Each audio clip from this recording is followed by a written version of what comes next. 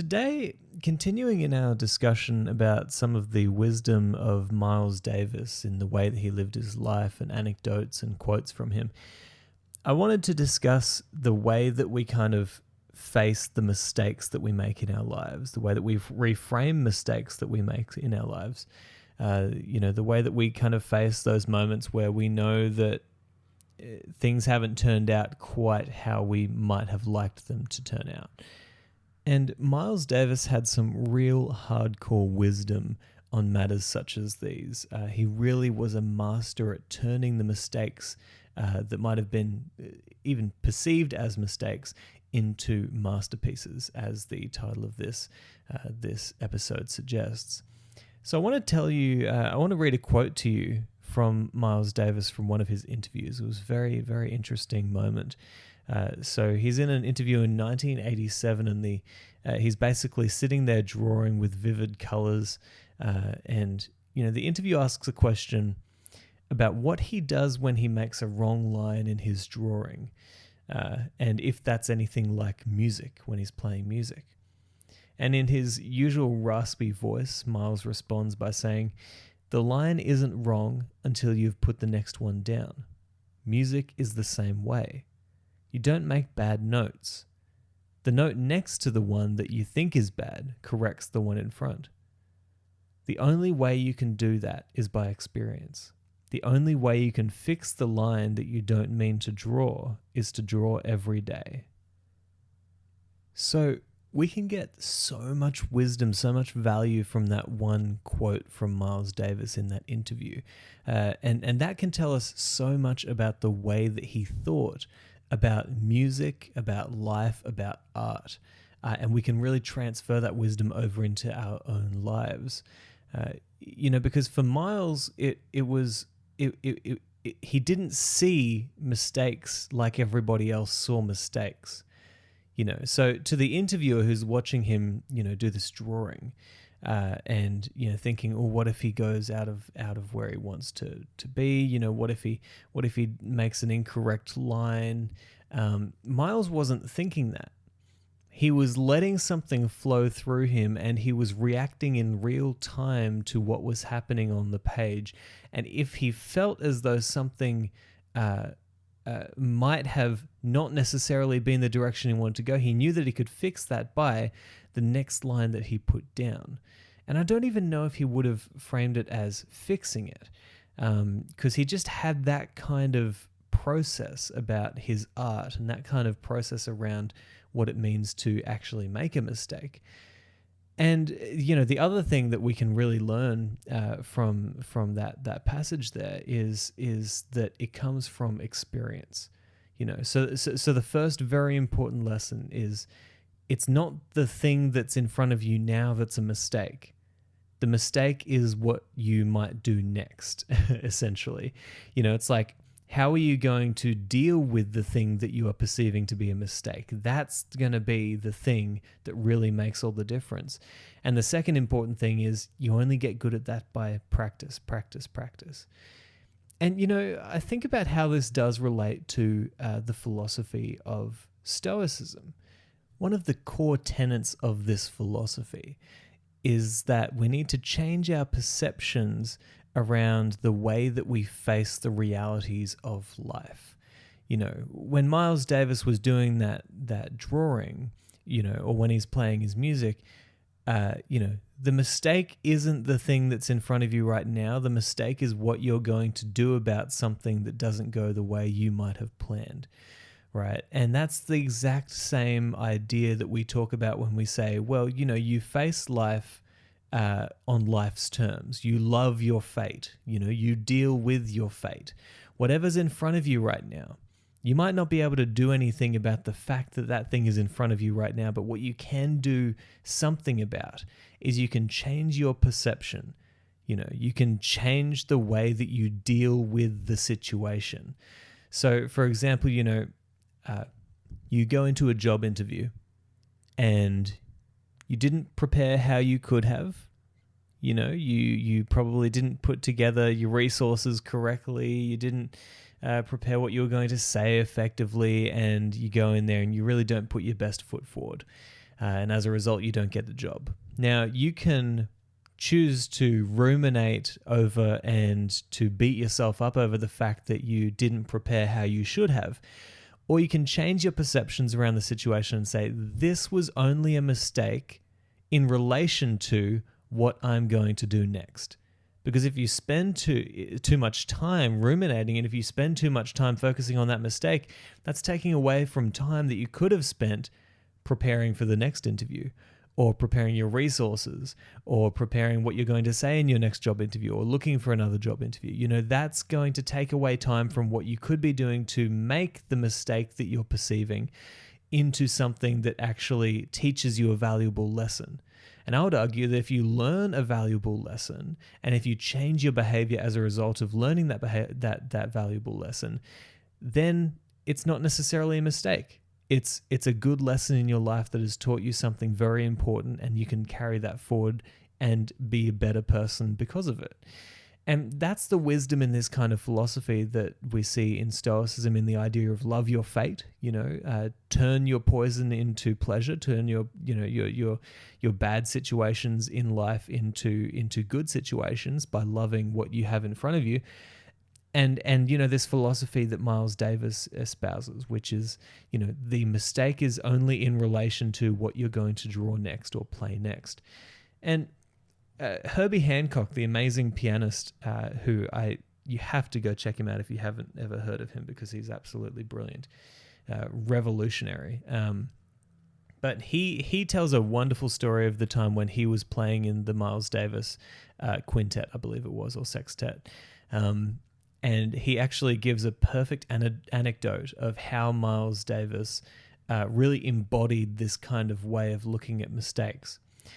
So he says, right in the middle of Miles' solo, I played the wrong chord, a chord that just sounded completely wrong.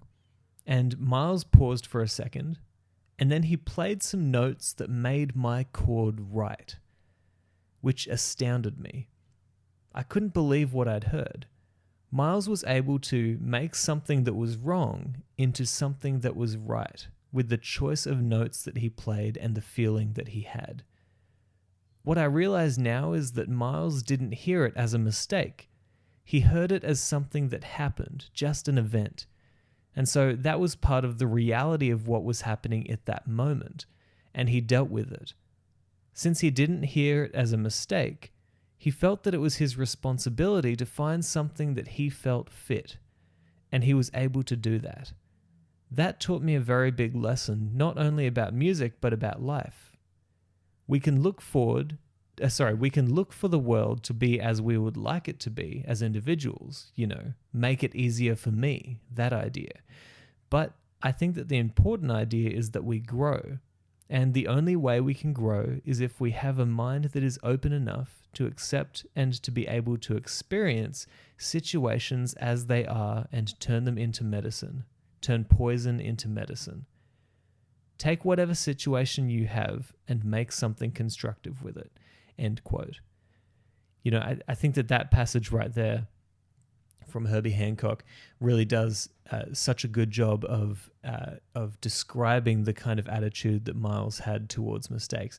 And I think that it's interesting that he points out that Miles didn't hear the mistake that Herbie made on the piano as a mistake. He just saw it as something that was happening in that moment, a part of the reality of what was happening now.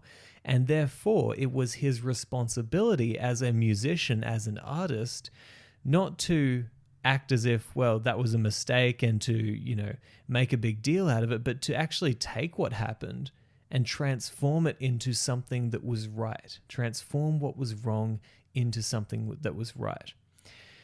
And that kind of goes really back into the ideas that I was discussing last week in the episode where I talked about Miles Davis and the conception of the logos.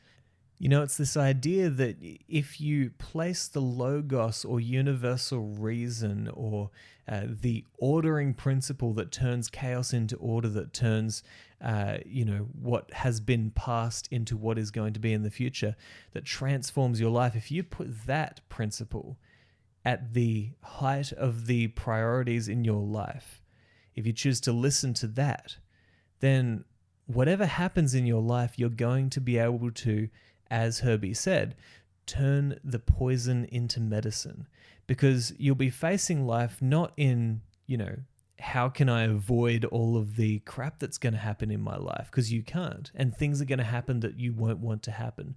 And things are going to happen that go against your desires.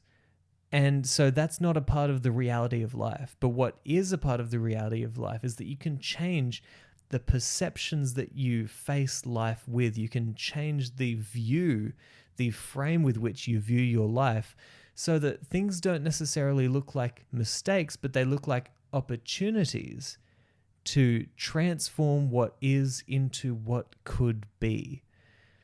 And that's an unbelievably powerful lesson. I think that anecdote of Miles Davis playing the right notes that make the wrong chords sound right is one of the best analogies that you can take forward into your life and say, what are the things in my life that to me they seem wrong? They seem like they're a bit out of the chordal structure of my life, They seem a little bit dissonant. And what can I do? How can I change my perspective? How can I change my actions? How can I change what I do as a person in order to turn that into something that works for me? In order to learn something, in order to get something from life. I think of that quote from Jim Rohn. He said, "Don't get through the day, get from the day."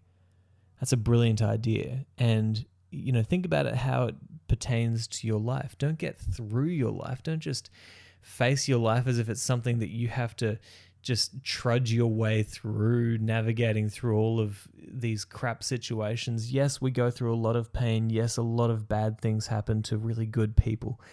Yes, there's a lot of struggle. There's a lot of fear. There's a lot of anxiety out there in our societies at the moment. But man, see what you can do to get from your life, not just get through your life. And one of the best ways that you can do that is focusing on these ideas of amor fati, love your fate, change the way that you look at your life, follow the logos, the ordering principle that transforms what is into what could be. Change your perceptions about what it means to actually make a mistake. A mistake is only the thing that you do in relation to the thing that you find dissonant in your life in front of you right now. It's the line that you draw after the line that is perceived as a mistake. So, and just consider how, I think that when we have these kinds of conversations, it's easy to, because it's something that we all kind of innately realize that we can do. We all innately realize that we can transform things in our life from where they are now into what they could be, and we can take steps towards making that happen. But I think that it's really important that we also take a moment when we're talking about these ideas just to recognize how absolutely insanely incredible it is that we actually can do that. I mean, it's magical. It's absolutely magical that we can change the way that we perceive the situations in our life in order to get from them, in order to learn from them, in order to grow out of them, in order to transform them into something that is even if it's not beautiful, at least it's not as bad as what it could have been if we had have just ruminated over it. So I think that that's absolutely magical. I think that humans are just incredible creatures, and the fact that we are able to do that is something worth thinking about. So that's the lesson that I want to give from Miles today, is transforming your mistakes into masterpieces. Really have a think about how these things pertain to your life and these situations that you find unsavory in your life at the moment. And I know that with the pandemic, with everything that's going on around the world, we're in no shortage of finding those situations that don't necessarily conform with what we would have wanted to happen. So now more than ever, we need this kind of idea. So I hope you've enjoyed this. I hope it's been useful to you. And something that I forget to say often, but is very important, is this episode is absolutely worthless unless you absolutely implement it into your life. So go out there and do that, please. And that would mean a lot to me. So enjoy, and I'll talk to you next week.